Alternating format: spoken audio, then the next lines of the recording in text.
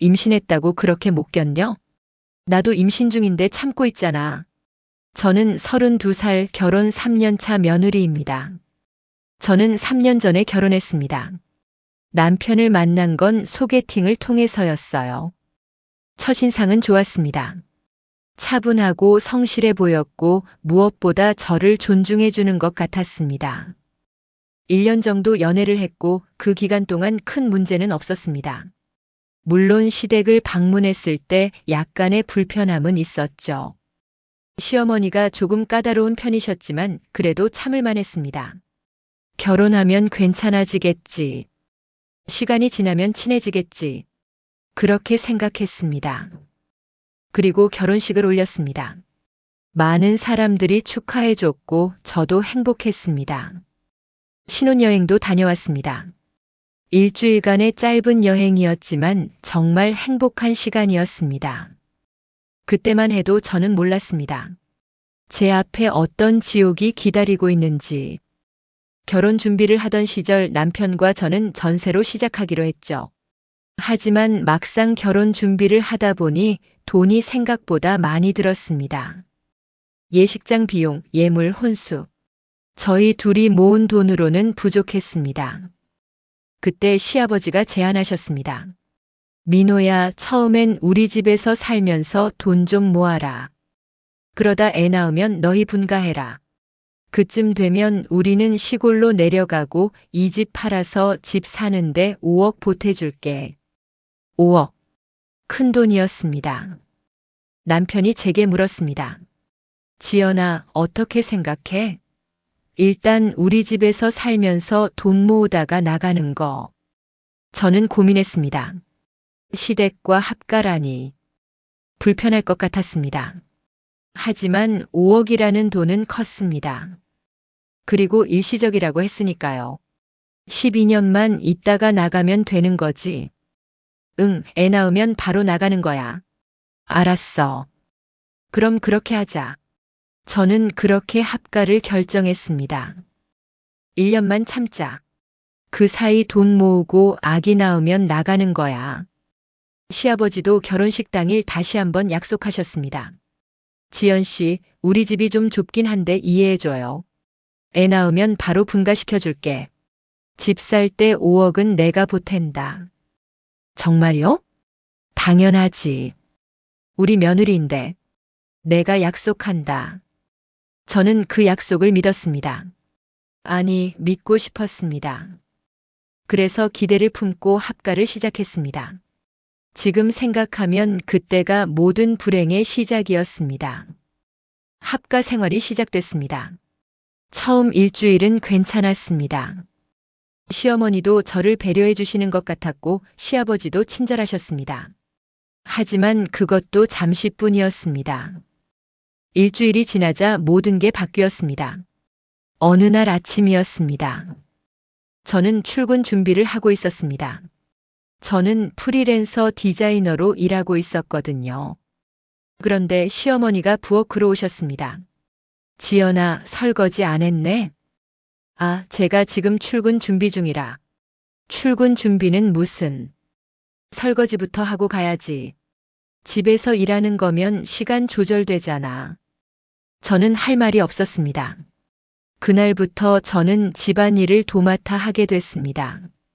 아침에 일어나면 제일 먼저 하는 일이 청소였습니다. 거실, 방, 화장실, 부엌. 모든 곳을 청소했습니다. 그 다음에는 빨래를 돌렸습니다. 시댁 식구들 빨래까지 모두. 설거지는 말할 것도 없었습니다. 하루 세 끼 식사 후 설거지. 간식 먹은 그릇까지. 모든 것이 제 몫이었습니다. 남편은 어땠냐고요? 남편은 회사에서 늦게 들어왔습니다. 보통 밤 11시, 늦으면 12시가 넘어서. 들어오면 바로 씻고 자는 게 일상이었습니다. 제가 힘들다고 말하면 이렇게 말했습니다. 조금만 참아. 곧 나갈 거잖아. 엄마 성격이 원래 그래.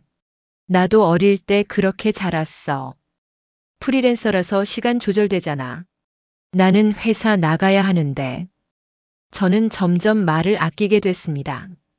말해봤자 소용없다는 걸 알았으니까요. 시간이 지날수록 상황은 더 나빠졌습니다. 시어머니는 저를 완전히 도우미 취급했습니다. 지연아, 마트 다녀와. 장 봐야 해. 지연아, 은행 좀 다녀와. 통장 정리해야 해. 지연아, 시장 가서 생선 좀 사와. 고등어가 좋대. 하루에도 몇 번씩 심부름을 시켰습니다. 제가 일을 하고 있어도 상관없었습니다. 노트북 앞에 앉아 작업 중이면 불렀습니다. 지금 뭐 해? 일하고 있어요. 일은 나중에 해도 되잖아. 빨리 나가.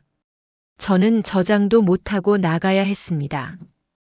작업하던 파일이 날아간 적도 여러 번 있었습니다. 마감이 임박한 프로젝트가 있을 때도 마찬가지였습니다. 어머님, 오늘은 정말 마감이라. 마감?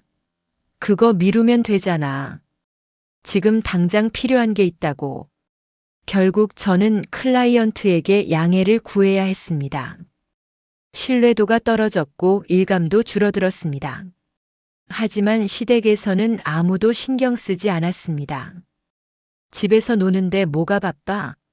시어머니는 제 일을 일로 생각하지 않았습니다. 그렇게 6개월이 지났습니다. 저는 점점 지쳐갔습니다. 체중도 5kg이나 빠졌습니다. 거울을 볼 때마다 낯선 사람이 보였습니다. 눈 밑에는 다크서클이 가득했고 피부는 거칠어졌습니다. 하지만 저는 참았습니다. 조금만 더. 아기만 낳으면 나갈 수 있어. 그 생각 하나로 버텼습니다. 그리고 드디어 봄이 왔습니다. 제 생리가 늦어지고 있었습니다. 혹시나 하는 마음에 임신 테스트기를 샀습니다. 2줄. 임신이었습니다. 손이 떨렸습니다. 믿기지 않아서 테스트기를 3개나 더했습니다. 모두 양성이었습니다. 저는 화장실 바닥에 주저앉아 울었습니다. 너무 기뻐서 울었습니다. 드디어 이 집에서 나갈 수 있습니다. 드디어 우리만의 공간이 생깁니다. 산부인과에 갔습니다. 초음파를 봤습니다. 작은 점 하나가 보였습니다. 그리고 심장 소리가 들렸습니다. 두근두근두근. 제 아기의 심장 소리였습니다. 축하드립니다. 7주 차시네요. 의사 선생님의 말에 또 눈물이 났습니다. 병원 화장실에서 한참을 울었습니다. 남편에게 전화했습니다. 여보, 나 임신했어. 진짜? 진짜야. 남편도 기뻐했습니다. 그날 저녁 가족 앞에서 발표했습니다. 초음파 사진을 꺼내 보여줬습니다. 저 임신했어요. 잠깐의 침묵 후 모두가 기뻐했습니다. 어머, 진짜? 축하한다.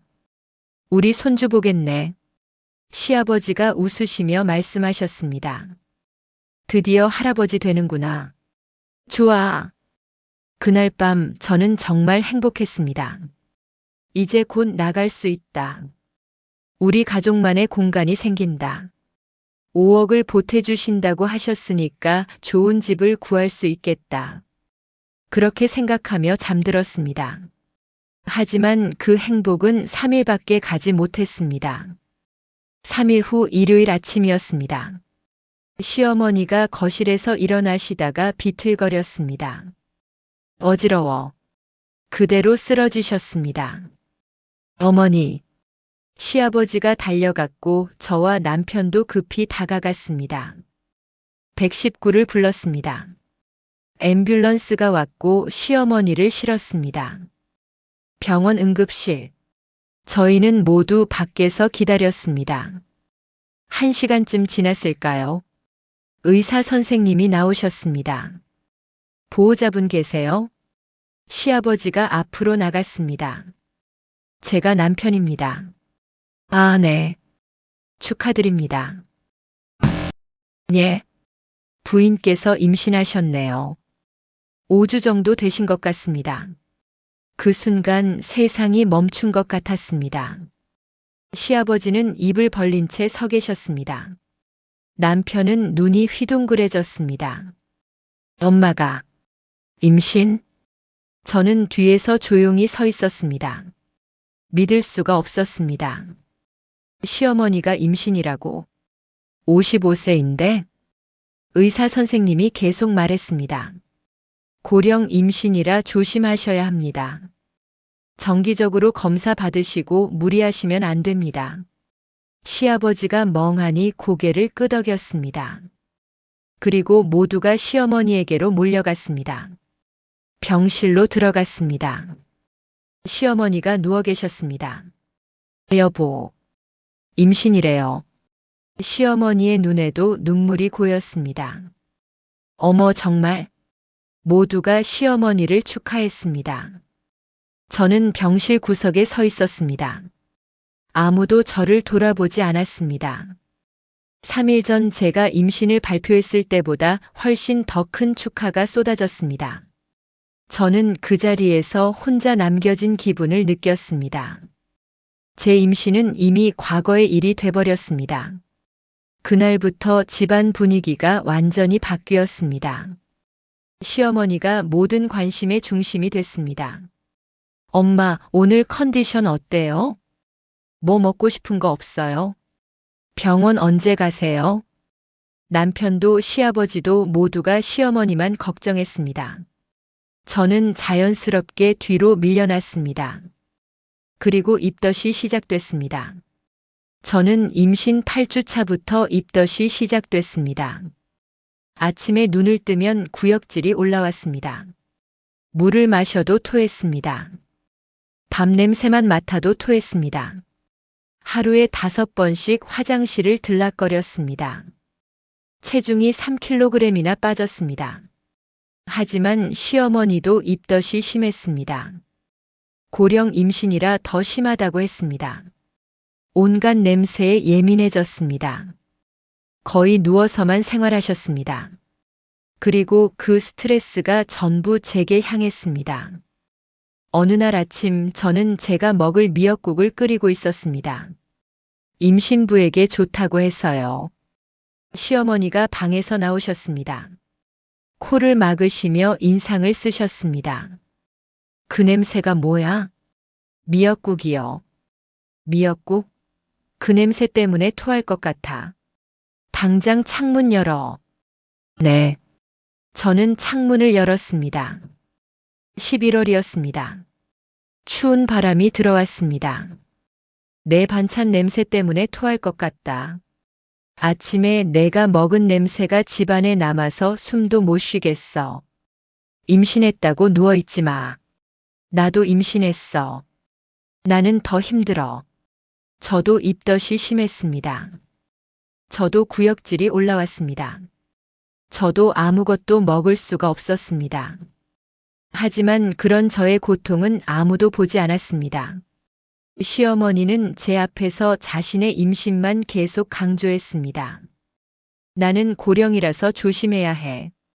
의사가 뭐라고 했는지 알아? 고위험군이래. 너는 젊으니까 괜찮을 거야. 저는 그저 고개만 끄덕였습니다. 말해봤자 소용없다는 걸 알았으니까요. 남편은 저를 보지 않았습니다. 회사 핑계로 더 늦게 들어왔습니다. 12시, 1시에 들어오는 날도 많았습니다. 들어오면 시어머니 방으로 먼저 갔습니다. 엄마, 오늘 어떠세요? 병원 가셨어요? 의사가 뭐래요? 약은 드셨어요? 10분, 20분씩 시어머니 방에 있다가 나왔습니다. 그리고 저한테는 이렇게 물었습니다. 너는 괜찮아? 응. 그래, 잘 자. 대화는 거기서 끝이었습니다. 어느 날 저녁 저는 참다 못해 말했습니다. 여보, 나 힘들어. 남편이 돌아봤습니다. 왜? 입덧이 너무 심해. 아무것도 못 먹겠어. 그래? 병원 가봤어? 응, 갔어. 약 처방받았는데 효과가 없어. 그럼 다른 병원 가보든가. 그게 아니라. 그럼 뭔데? 저는 한참을 망설이다가 말했습니다. 나도 힘든데. 어머님도 임신하셔서 더 힘들어. 남편의 표정이 굳었습니다. 엄마는 고령이잖아. 나도 임신했어. 너는 젊잖아. 엄마는 위험하시다고. 나한테도 위험할 수 있어. 남편이 한숨을 쉬었습니다. 지연아, 제발. 지금 엄마가 더 힘드신 거 몰라? 너는 건강하잖아. 내가 좀 도와드려야지. 가족인데. 나는? 응? 나는 누가 도와줘? 긴 침묵이 흘렀습니다. 남편은 대답하지 않았습니다. 그냥 씻으러 갔습니다. 저는 그날 밤 이불을 뒤집어 쓰고 울었습니다. 소리 죽여서 울었습니다. 베개에 얼굴을 묻고 울었습니다. 남편은 옆에서 코를 골며 자고 있었습니다. 저는 그날 깨달았습니다. 남편은 제 편이 아니라는 것을, 저는 이 집에서 완전히 혼자라는 것을. 임신은 계속됐습니다. 배가 불러왔습니다. 허리가 아팠습니다. 다리가 붓기 시작했습니다. 하지만 집안일은 줄어들지 않았습니다. 오히려 늘어났습니다. 시어머니가 누워 계시니까 모든 일을 제가 해야 했습니다. 청소, 빨래, 설거지, 장보기, 요리, 정리정돈. 모든 것이 제 몫이었습니다. 임신 5개월째 어느 날이었습니다. 시어머니가 불렀습니다. 지연아, 방 청소 좀 해줘. 네. 저는 청소기를 들고 시어머니 방에 들어갔습니다. 배가 많이 나와 있었습니다. 허리를 숙이기가 힘들었습니다. 청소기를 밀다가 어지러웠습니다. 잠깐 앉아서 쉬었습니다. 왜 앉아 있어? 어지러워서요. 임신했다고 그렇게 못 견뎌? 나도 임신 중인데 참고 있잖아. 시어머니도 누워 계셨습니다. 하지만 그건 다르다고 하셨습니다. 나는 고령이니까 누워야 해. 너는 젊으니까 움직여야 해. 저는 대답하지 않았습니다.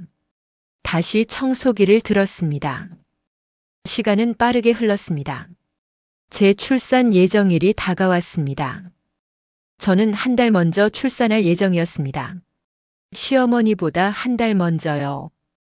산후조리원을 예약했습니다. 2주 패키지였습니다. 비용은 300만 원 정도였습니다. 남편에게 말했습니다. 여보, 산후조리원 예약했어. 얼마야? 300만 원. 300만 원?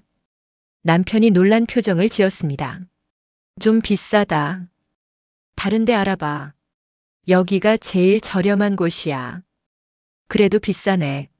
그날 저녁 식사 때였습니다. 시어머니가 말했습니다. 지연이가 산후조리원 간다며? 네. 산후조리원은 무슨 조리원이냐? 가족끼리 있는 데서 하면 되지. 예? 돈도 아까운데 왜 나가? 집에서 해. 내가 봐줄게. 저는 황당했습니다. 시어머니도 임신 중이신데 어떻게 절 봐주신다는 건지. 하지만 남편이 말했습니다. 엄마 말씀이 맞아. 집에서 하자. 여보, 돈 아깝잖아. 그 돈으로 아기 물품 사자. 저는 할 말을 잃었습니다. 산후조리원 예약을 취소했습니다. 위약금 30만 원을 물어야 했습니다. 그리고 드디어 그날이 왔습니다. 새벽 4시였습니다. 진통이 시작됐습니다. 처음에는 약한 통증이었습니다. 하지만 점점 강해졌습니다. 여보, 여보. 남편을 깨웠습니다. 응? 진통이 시작됐어. 진짜? 지금? 응, 병원 가야 할 것 같아. 남편이 부랴부랴 일어났습니다. 옷을 입고 차 키를 찾았습니다. 빨리 가자. 병원으로 갔습니다. 응급실로 들어갔습니다. 진찰을 받았습니다. 자궁경부가 5cm 열렸네요. 입원하셔야겠어요. 입원실로 올라갔습니다. 진통은 점점 심해졌습니다. 3분 간격, 2분 간격, 1분 간격. 너무 아팠습니다. 이렇게 아플 줄 몰랐습니다. 손을 꽉 쥐었습니다. 남편의 손을 잡았습니다. 여보, 너무 아파. 그때 남편의 전화가 울렸습니다. 회사. 지금? 응, 급한 일이래. 잠깐만 받을게. 남편이 복도로 나갔습니다. 10분, 20분, 30분이 지났습니다. 간호사가 왔습니다. 보호자분은요? 전화 받으러 나가셨어요. 아, 네. 곧 분만실 가셔야 할 것 같은데. 분만실로 갔습니다. 남편은 아직 복도에서 전화 중이었습니다. 저는 혼자 분만대에 올라갔습니다. 힘주세요. 조금만 더. 아, 아기가 나왔습니다. 울음소리가 들렸습니다. 으앙, 축하드려요. 건강한 아들이에요. 저는 눈물을 흘렸습니다. 너무 기뻐서, 너무 힘들어서, 그리고 너무 외로워서. 남편은 1시간 뒤에 들어왔습니다. 미안, 회의가 길어져서. 저는 아무 말도 하지 않았습니다. 그냥 아기를 안고 있었습니다. 우리 아기. 제 품에 안긴 작은 생명. 이 아이만은 제가 지켜야겠다고 생각했습니다. 병원에서 3일을 보냈습니다. 그리고 퇴원했습니다. 집으로 돌아왔습니다. 시댁으로. 현관문을 열자마자 시어머니가 말했습니다. 왔어? 애 낳느라 힘들었겠다. 네. 그래도 젊으니까 금방 회복될 거야. 나는 이제 곧 낳는데 걱정이네. 시어머니의 배도 많이 불러 있었습니다. 출산 예정일이 1달 남았다고 하셨습니다. 저는 제 방으로 들어갔습니다. 아기를 침대에 눕혔습니다. 그리고 저도 누웠습니다. 온몸이 아팠습니다. 회음부 봉합 부위가 아팠습니다. 자궁수축 통증도 있었습니다. 하지만 쉴 수가 없었습니다.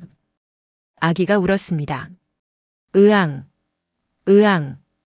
젖을 물렸습니다. 아기가 젖을 빨았습니다. 너무 아팠습니다. 유두가 갈라졌습니다. 피가 났습니다. 하지만 참아야 했습니다. 첫날 밤이었습니다. 아기는 2시간마다 깼습니다. 수유하고 기저귀 갈고 다시 재우고 그 반복이었습니다. 잠을 1시간도 못 잤습니다. 다음 날 아침 시어머니가 방문을 두드렸습니다. 똑똑똑. 지연아. 네. 아침 먹어야지. 나와. 지금은 좀. 산후에 밥 잘 먹어야 해. 나와. 저는 일어났습니다. 온몸이 삐걱거렸습니다. 거실로 나갔습니다. 식탁에 아침 밥상이 차려져 있었습니다. 하지만 제 것만 없었습니다. 어머님, 제 거는 내가 차려 먹어야지. 나는 임신 중이라 힘들어. 저는 부엌으로 갔습니다. 밥을 푸고 국을 떠서 상을 차렸습니다. 출산한 지 4일째였습니다. 일주일이 지났습니다. 저는 제대로 된 산후조리를 하지 못했습니다. 젖 먹이는 것만 내가 하고 나머지는 내가 할게. 시어머니의 약속은 지켜지지 않았습니다. 출산 후 일주일째에 청소기를 돌렸습니다. 몸이 회복되지 않은 상태에서 무리하니까 악노가 나왔습니다. 출혈이 멈추지 않았습니다. 어지러웠습니다. 하지만 말할 수가 없었습니다. 젊은 애가 왜 이렇게 못 견뎌? 시어머니는 늘 그렇게 말했습니다. 그리고 2주가 지났습니다. 전몸살이 왔습니다. 가슴이 돌처럼 딱딱해졌습니다. 열이 39도까지 올랐습니다. 온몸이 뜨겁고 눈을 뜰 수가 없었습니다. 아기가 젖을 빨아도 나오지 않았습니다. 아기가 울었습니다. 저도 울었습니다. 2주가 더 지났습니다. 시어머니가 출산했습니다. 저는 시어머니를 병원에 모시고 갔습니다. 새벽 5시였습니다. 남편은 출장 중이었고 시아버지는 운전을 못하셨습니다. 제가 운전해서 병원에 갔습니다. 출산한 지 한 달밖에 안 된 몸으로 시어머니는 제왕절개로 출산하셨습니다. 건강한 여자 아기였습니다. 시어머니는 산후조리원에 가지 않으셨습니다. 산후조리원은 돈 아깝다. 집에서 할 거야. 시어머니도 집으로 돌아왔습니다. 그리고 저는 완전한 지옥에 빠졌습니다. 제 아기 돌보기, 시어머니 아기 돌보기, 집안일, 시어머니 산후조리, 모든 것이 제 몫이었습니다. 아침 6시에 일어났습니다. 제 아기 기저귀를 갈고 수유했습니다. 아침밥을 준비했습니다. 미역국을 끓였습니다. 시어머니를 위한 산후 음식. 시어머니 아기가 울었습니다. 으앙. 시어머니가 불렀습니다. 지연아, 애 좀 봐줘. 저는 달려갔습니다. 시어머니 아기를 안았습니다. 기저귀를 갈고 분유를 타먹였습니다. 트림을 시키고 한참이 지나서야 아이가 잠들었습니다. 그 사이 제 아기가 울었습니다. 다시 제 방으로 갔습니다. 제 아기를 안았습니다. 수유를 하고 빨래를 돌렸습니다. 두 아기의 빨래, 어른들의 빨래, 세탁기를 3번 돌렸습니다. 그렇게 하루가 갔습니다. 잠은 3시간도 못 잤습니다. 시어머니는 육아 지식이 없었습니다. 30년 전에 키워본 게 전부였습니다. 요즘 육아 방식을 전혀 모르셨습니다. 그래서 하루 종일 저에게 물어봤습니다. 지연아, 기저귀 갈 때 요새는 물티슈 뭐 쓰지? 물 많이 함유된 거 쓰세요. 어떤 브랜드? 아무거나 괜찮아요. 아무거나? 그래도 좋은 거 써야지. 지연아, 요새 엄마들은 업어 키워? 안 업어 키워? 잘 안 업어요. 왜? 아기 척추 발달에 안 좋대요. 그래? 옛날엔 다 업어 키웠는데. 요새는 안 그래요. 그럼 어떻게 해? 유모차나 바운서 써요. 유모차? 바운서? 그게 뭐야? 하루 종일 이런 질문이 쏟아졌습니다. 제 아기도 돌봐야 하는데, 시어머니도 사느라 집안일도 해야 하는데, 질문까지 감당해야 했습니다. 제 하루는 48시간처럼 느껴졌습니다. 머리가 깨질 것 같았습니다. 한 달이 더 지났습니다. 어느 날 저녁이었습니다. 저는 제 아기를 재우고 있었습니다. 품에 안고 토닥토닥. 아기가 스르르 잠들었습니다. 조심스럽게 침대에 눕혔습니다. 그때 시어머니가 방문을 열고 들어왔습니다. 쉿, 지금 막 재웠어요. 시어머니가 침대 옆으로 왔습니다. 제 아기를 내려다봤습니다. 참 잘 자네. 우리 애도 좀 재워봐. 예? 얘가 내 품을 좋아하네. 나한테는 안 자는데.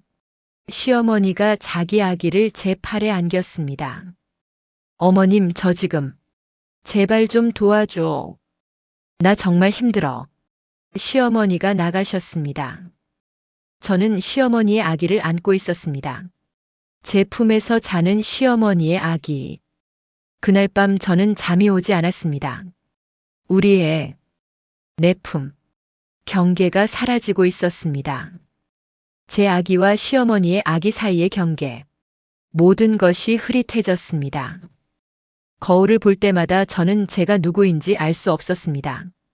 이 사람이 나인가? 저 눈 밑 다크서클이 내 것인가? 저 헝클어진 머리가 내 것인가? 저 무표정한 얼굴이 내 것인가? 알 수 없었습니다. 출산한 지 2달이 지났습니다. 어느 날 저녁 저는 용기를 내서 말했습니다. 식사 시간이었습니다. 온 가족이 모여 있었습니다. 저기, 모두가 저를 봤습니다. 말씀 좀 드려도 될까요? 그래, 뭔데? 시아버지가 말씀하셨습니다. 저희, 이제 분가해야 할 것 같아요. 침묵, 긴 침묵. 시어머니가 먼저 말했습니다. 분가. 네. 출산하면 나가기로 했잖아요. 아버님도 약속하셨잖아요.